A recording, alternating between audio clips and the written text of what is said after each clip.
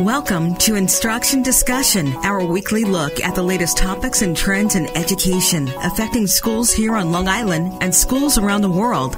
Whether you're a teacher, parent, or student, listen for tips and strategies to help you navigate the educational landscape. There's a bell. It's time to start today's Instruction Discussion on the voice of Nassau Community College, 90.3 WHPC. Hello and welcome to Instruction Discussion. My name is Kevin Boston Hill, and each week we will examine a recent trend or development in education and its impact on Long Island. Teachers are a lot like sports officials. When they do a good job, no one really notices. But when they do a poor job, the criticism is incessant. What is forgotten is just how hard teaching, or for that matter, officiating really is. Every situation involves dozens of moving parts that require instantaneous analysis and ultimate decision. The stress involved can be very daunting.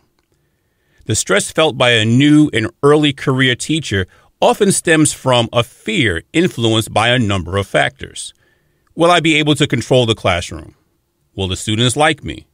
Will I get along with my colleagues? Are the administrators out to get me? From my own personal experience, in my first year as an educator, I had a lot of these moments. On my first day, I prepared my lesson, wrote the aim and do now on the board, then turned to face the 30 or so seventh graders who took their seats and thought, now what? Our next guest has had similar experiences and will share his strategies of how he overcame his own nightmare situations. A teacher leader at Christian Brothers Academy, Henry Seton, has written several articles on classroom management, equity, and instructional strategies. Today, Mr. Seton will share his strategies on overcoming some of the fears teachers experience. Henry Seton, welcome to Instruction Discussion on 90.3 WHPC. Thank you so much. It's lovely to be here with y'all. Great. So, again, the article that I'm referring to was the one, I think, in ASCD that talked about overcoming those early fears of being an educator. And there was a situation that you wrote about, I guess, to start off the article. I don't know if that situation was exactly true for you,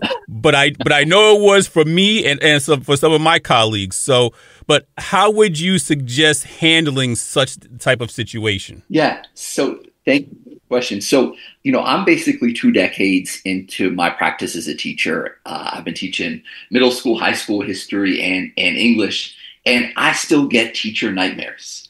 And so that was how I, started my piece. And I'd be curious to, hear to the degree you still get teacher nightmares. But basically how I led the piece was one of my classic teacher nightmares where I have a student who's misbehaving and won't listen to me. In this case, it was one of my favorite students, but a taller student. And for some reason, he was acting out and I was intimidated by that. And then I was being observed by a few different principals. And sometimes in my nightmares, I can't find my classroom for whatever reason. But this, in classic form, I was being asked to teach AP calculus. And again, I've been teaching for about 20 years. Like I've been the top 1% in terms of efficacy, in terms of growth rates in my state before where I've worked. Like students write to me letters of love. They don't really challenge me anymore, but the fear is still there. And people, I feel like, don't talk about fear enough and face it head on enough, whether they're newer teachers, even more experienced teachers. But does that ring a bell at all with your experience? Oh, does it? Of course. I mean, especially when you talk about that when you're being observed, because we all teachers know it. Well, except for those who have gotten tenure and everything, even though they get one observation a year.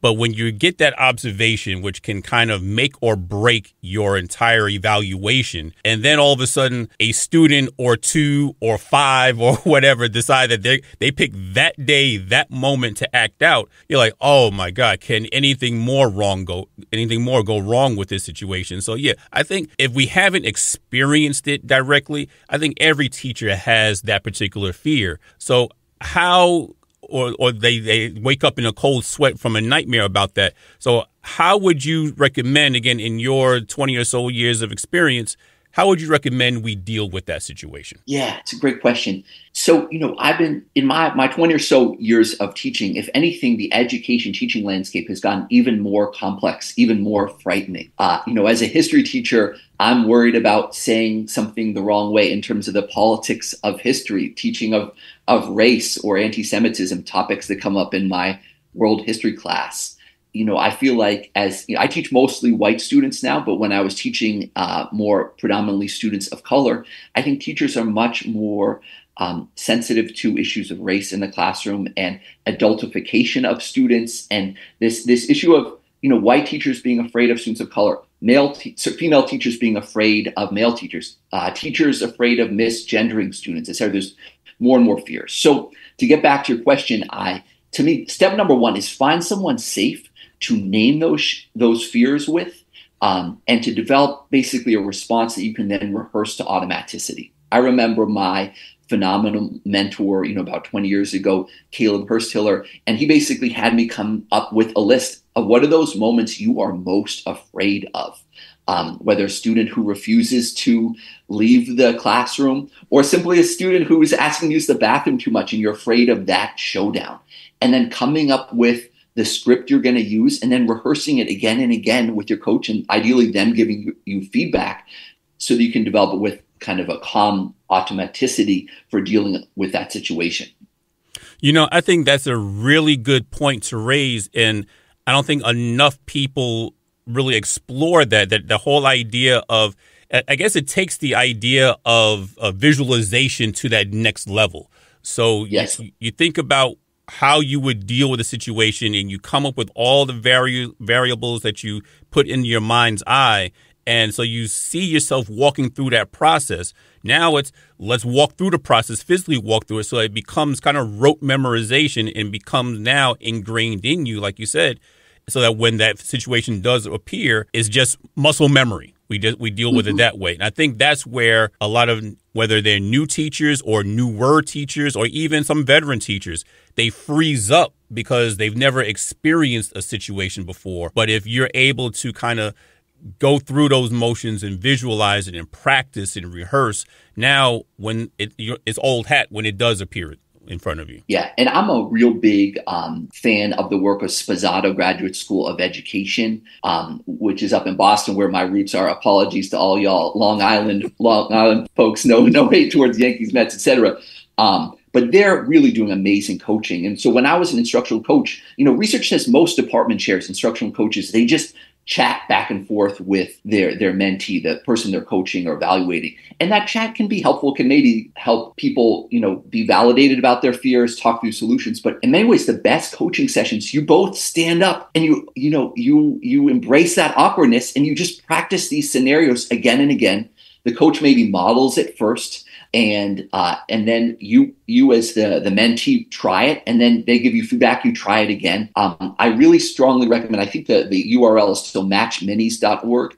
They have all sorts of brief videos for coaches and new teachers about how to role play all these things again and again. Matchminis.org. All phenomenal ways to role play these things with a mentor or coach, and it doesn't have to be an official mentor, of course. No, of course. And it's amazing. The thing that you just described, you have the coach models it, the teacher then practices it, and then we go back and make the tweaks and rehearse it and do it again. That sounds very familiar. It sounds almost like the workshop model that teachers use in classrooms, right? Where the teacher models, the students then is like the I do, and then the we do it together, and then the students go off on their own and try it out themselves with some feedback and corrections. So why can't we use the same model when we do coaching sessions? It makes perfect sense. Yeah, 100%. And I'm not, I'm in Central Jersey now. I'm not familiar with the situation in Nassau County. Hopefully y'all are cutting edge practices, but, research on teacher prep shows that overall, new teachers in their first year are woefully unprepared for the work of the classroom. And that most teacher ed classes, whether in the undergraduate or master's level, is sitting silently in a classroom, discussing Dewey or Frere. And, I love those people, love discussing them. But new teachers need more time to role play these moves, get feedback. Sposato even has this activity. I think it was featured in Atlantic Monthly called Group of Six, where basically each of 6 students practices being a teacher. And then the other 5 students are giving role-playing cards. Have you heard about this? Yep. And so you pretend being a different type of student, acting out in different ways. And so they have to deliver maybe 5 minutes a lesson while those 5 other classmates who are now students are acting out in different ways. So you get that role-play practice. Anyway, my goal is not to make new teachers feel like they're not ready to crush it if they haven't done these moves. But part of this conversation is about teacher education and teacher preparation, so that young teachers are walking in with a lot of these moves down automatically, as we've been talking about. I have to say that when I was a school leader, we got a lot of student teachers because we had partnerships with some of the area colleges. So we got a lot of student teachers, or not student teachers, but students who needed that student teaching credit hours. So they would come in, and I would make it a point to interview each one of them before I placed them into a particular classroom, because I wanted to find out what they already knew, what they wanted to learn, and so forth. And I tried to match them with particular teachers that I knew were going to give them the type of experience, or allow them the experience that they wanted in a particular classroom. Yes, you have some student teachers who come in, like you said, they just sit in the back of the room because they just want to get the credit hours so that they can qualify for their initial for their certificate and their degree. But you have some people who really want a full experience because they know that whatever school that they're going to go into, whether it is one that is predominantly of one race or that's more multicultural, they want to be ready. And I think that's the way that you do it. That you go in, and because now as a student teacher, you get to make mistakes, and that's the time you make your mistakes with very little repercussions, because you have that safety net of the licensed teacher in the room to bail you out. So why not take the chances? Why not go through that as opposed to just getting the credit for showing up? Absolutely. And for people out there who haven't even signed up for undergraduate or master's teacher prep programs, like, find out about the quality of the mentorship and coaching that your program is offering. There's great programs in the tri-state area like Relay University, which are doing state-of-the-art coaching. And then there's some old school programs where some mentors are still very checked out, and schools, at the very last minute, try to put together mentors for young teachers. So I'm glad we're talking about this. Now, we know that every year teachers are asked to fill out these preference sheets, right? That ask them what they would like to teach the following year. And for the most part, they get what they ask for and so forth. But every so often, they may not get exactly what they want. And instead, they end up getting that AP calculus when they've spent however many years teaching history and English, right? So how should a teacher kind of handle that situation when they get a subject or they get a schedule that wasn't exactly what they had asked for? It's interesting. I was just talking with a close teacher buddy who, won a National Teacher of the Year award. And he just had a very underwhelming year where his kids didn't do very well on the AP, and he was feeling less confident. And I just bring it up because even if you're a veteran teaching what you've been teaching, how do you go into that year with confidence? He can research new moves and new curricula, new instructional practices all he wants, but at the end of the day, you're never going to be as prepared as you want to be. And I think a key idea in my article about teacher nightmares is about faking it till you make it. The idea that we are who we pretend to be. A key idea in the article is that you can either be a loving or a fearing teacher. You can't really be in the middle.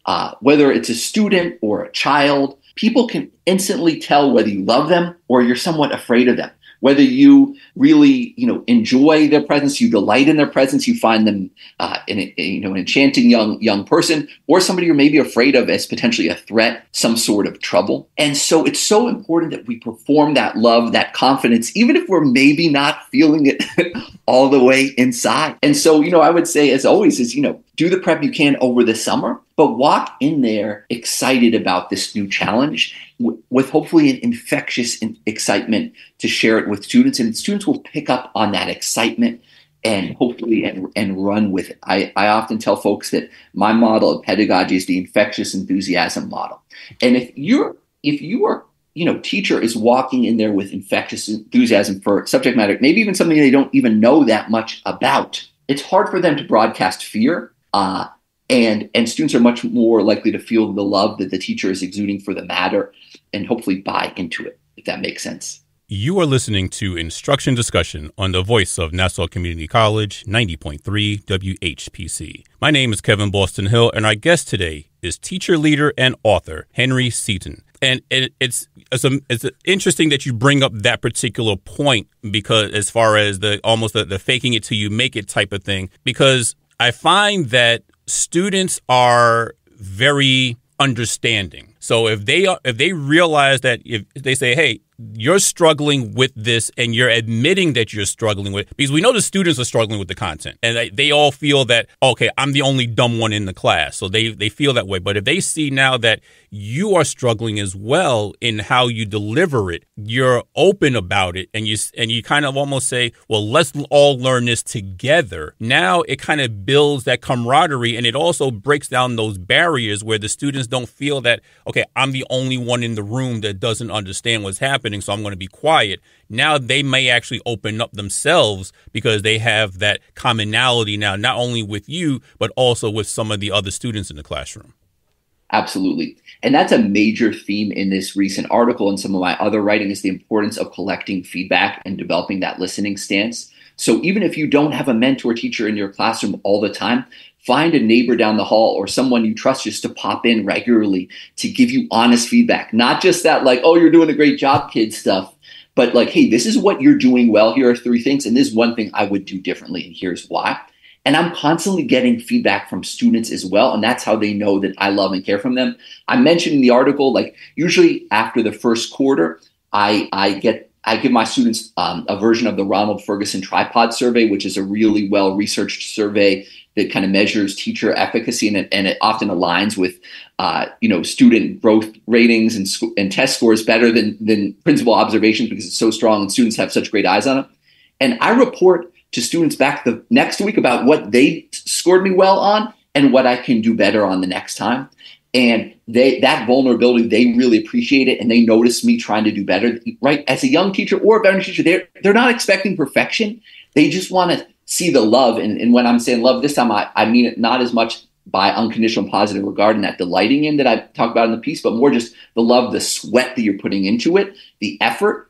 And then they're more likely to reciprocate and put that love and effort back in themselves. I could give an example, but maybe I should just pause there. No, that's great, and I would love to hear an example. But it's whenever I train teachers, one of the first things that I talk about in our first meetings is students don't care how much you know until they know how much you care. Mm-hmm. So yeah, if you are able to, if you're willing to open yourself up and be vulnerable enough to accept feedback from those students, I think that's a really big point, because some people are really afraid of that. They don't know what students are going to say. They don't know if they're going to take it seriously or anything like that. So how do we know, or how do you know that students are going to take that opportunity to give feedback seriously and give honest feedback, and not just say, oh yeah, this person is just horrible, is the worst teacher I've ever seen type of thing? How do you know they're going to give that honest feedback? It's wonderful. I mean, a major theme in this piece and in my writing is this idea of leaning into discomfort, leaning into awkwardness, leaning into your blind spots. Especially as a new teacher, right? They talk about, what is it, Johari's window, and you start in unconscious incompetence. You don't even know what you don't know sometimes, right? And so I remember as a new teacher being afraid of some of that feedback, right? It can feel like a slap on the face, and some of that feedback may even, but it's better to have some data rather than to be flying blind. And some of the feedback you may disagree with, but again, I think it's. Okay, I think we lost you for a second there. The audio dropped out for a minute, but I'm so sorry. That's okay. We can always come back and take care of that. But you were saying that the feedback is really important, and we need to make sure that we're able to take it, even though some of it we may not agree with. We still need to have an open enough mind so that we can go ahead and accept it and for what it is, because feedback, based on its strictest definition, feedback is neither positive or negative. It is what it is. It's based on observation. So it's what you see, what you hear, and everything. So when we kind of take that negative stance, that's our perception of the feedback that's been given. So I think that's the important piece for us to remember, that be open-minded and just take it for what it is. Yeah, feedback is a gift. Feedback is a form of love. And some of it may be a little bit hard to receive sometimes. Some of it might be, again, you won't necessarily agree, but it's useful. One of the great model out there is that of Christopher Emdin, who talks about these ideas of cogens or cogeneration spaces, where you basically have a focus group of students you have lunch with every week, who maybe are a representative sample of young leaders in your class. They give you feedback, and then every week you take their feedback and just tweak one thing in your practice. And you do this transparently with students, saying, hey, my co-gen gave me this great feedback about how we've been doing projects. We're going to try and do it a little bit differently this week, and here's how. And students really are more likely to buy in. No, I think that's a wonderful thing, and I know Dr. Emden personally, so I'm sure he'll be happy that you gave him a shout. Let me ask you, because you seem to have a real good grasp of your students that you work with in your classrooms. Is there a magic spell when working with students in the classrooms? I know you've also written a number of articles on classroom management. So is there this magic spell to get the students to operate the way that you need them to? Well, this goes all back to my mentor. I mentioned Caleb, who's a major education leader back in Massachusetts. Another leader up there is Mike Goldstein, who talks about relationship capital. At least I've heard it come from him, probably comes from somebody else. This idea that, students are going to work hard for you if they feel like well known by you and you've really invested in that relationship. And so Caleb used to always say to me, have an inside joke with every student. And, some students are easier than others, but there's that student who raises their hand in a funny way. And so whenever I see that student in the hallway, I always imitate that. Or a student who likes to use an interesting word in every single one of her essays. So maybe will make that her nickname, and it becomes this inside joke with a class. I can't recommend strongly enough the work of Matthew R.K., who has that recent book. I think it's called Not Light But Fire. Which is about leading race conversations in the classroom. But that book is not just about race conversations. The first main section is about building a strong culture and community with your students. And he's a big fan of burning 5 minutes a day in community building activities. And I have only like 40-minute periods, basically, at least in my previous year with students. So I don't do 5 minutes a day, but I do 5 minutes a week with students of community builders. It could be a question of the week, like who would you have lunch with if you could, have lunch with anybody and why? Like if you end up on a tropical island with one item, what would it be and why? Or we do good news, where every week a few students take turns sharing some good news from their life, and then we ask questions about it.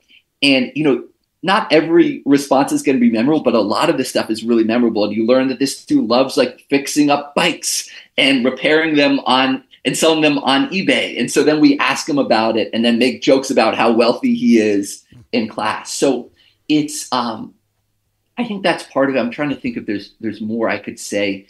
I just think young people are never boring. And I'm just always fascinated by young people. And even that student who you find hardest, can I share a quick story with you? Please do. So I had lunch duty with a colleague recently. It wasn't this year, but it was previously, who used to complain about a student who was struggling in our class. And it was clear that this colleague didn't like the student. And our student was sitting in our lunchroom.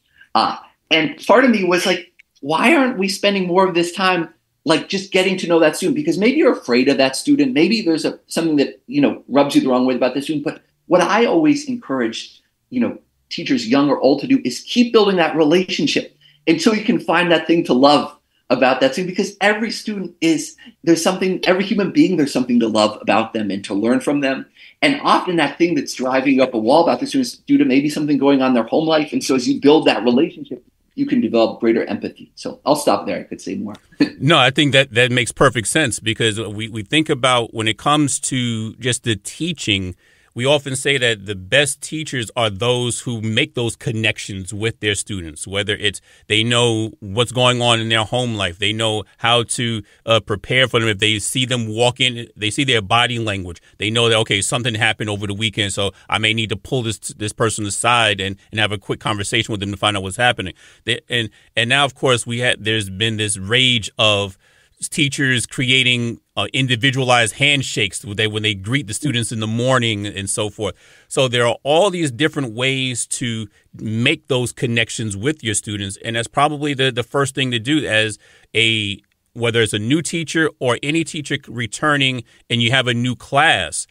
Take the first week, maybe even 2 weeks, just to know your students, get to know everything about your students. And I think even as you mentioned in the article, memorize how to pronounce their first and last names. Yes. And it's amazing how few teachers memorize last names. But once I start, calling students by Mr. this or Ms. something and, using last names, it really matters. And students, who, often teachers who are white like me often don't learn how to pronounce, non-white sounding names. And I make sure I keep practicing it. I keep asking for the feedback, even when I get it wrong, so that I can say those names correctly. Can I mention one other piece from my article? Yeah. I just want to name that, feedback, again, is so important for students feeling loved. Like the teacher who complains about their students, but then he or she takes weeks to grade their papers, right? Like we have to give them quick feedback and turnaround feedback, their graded work within, a week, if not days. Pick just one thing, maybe a week, to leave some personal feedback, but then students will know that we care about them. No, you're absolutely right. It is amazing that there's a lot of behaviors that we as teachers may exhibit that we would never put up with from our students, right? As far as the delayed feedback, as far as the just the sarcastic way that we may respond to a particular statement that a student may make or something like that. But if you had to, I guess, leave our audience with just one final thought about how to overcome those fears, those teaching fears, and eliminate some of those nightmares that people may have, what would that thought be? That's a great question. Bring it just down to one thing we haven't mentioned. Give me just one moment to think about that, especially for newer teachers. Yeah, because I know it's a lot, and those things never truly leave you, as we mentioned before. Yeah, no, I think I got it. I'll just end with the idea from the conclusion of my piece, which again is called "Farewell New Teacher Nightmares." Was recently published on the ASCD blog. But basically, my piece is I worry that some of my friends who were reading early drafts, they were like, "You're just going to scare new teachers more. You're asking so much of them. You're setting up a too high a standard." And what I put back is you're not going to be able to do everything I just said, especially year one. I still fail all the time, in year 20. But I would embrace those failures and model it in front of students. The example I was going to share earlier, I teach, dictatorships, and I felt like I didn't teach that unit well. Yep. And students were, calling me out on it. And I named it in front of students. And that's another way you can model love. Is by saying, hey, I messed up, but I still love myself, and I'm going to still keep trying to get better, and I encourage you to do the same. Thank you. And we would certainly like to thank our guest today, teacher leader at Christian Brothers Academy and author Henry Seton, for coming on to our show. That's our show, and my name is Kevin Boston Hill, and once again, thank you all for listening to Instruction Discussion, right here on the voice of Nassau Community College, 90.3 WHPC.